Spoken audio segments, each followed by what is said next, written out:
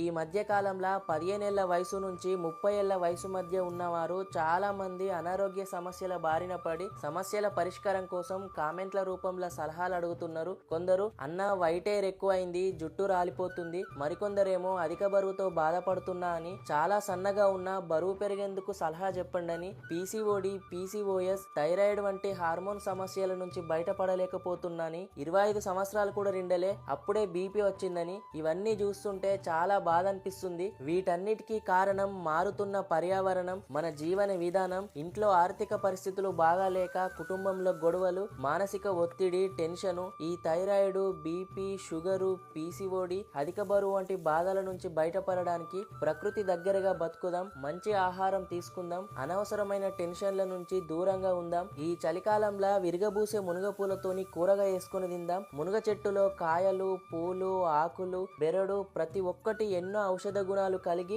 అంతు చిక్కని రోగాలను నయం చేసే శక్తిని పొంది ఉంది. తాజా మునగ పూలని తెంపి నానబెట్టిన పెసరపప్పుతో వండుకుంటే చాలా రుచిగా ఉంటుంది, ఆరోగ్యానికి మంచిది. మునగ పూలతో కషాయం చేసుకొని తాగితే మరిన్ని లాభాలు పొందవచ్చు. మునగ చెట్లు అందుబాటులో ఉన్న వాళ్ళు మునగ పూలతో కూర చేసుకొని తిని ఆరోగ్యాన్ని పొందాలని ఆశిస్తున్నా. ఈ మునగ పూలతోని కూర చేసుకుంటారని చాలా మందికి తెలియదు. వీడియో షేర్ చేయండి.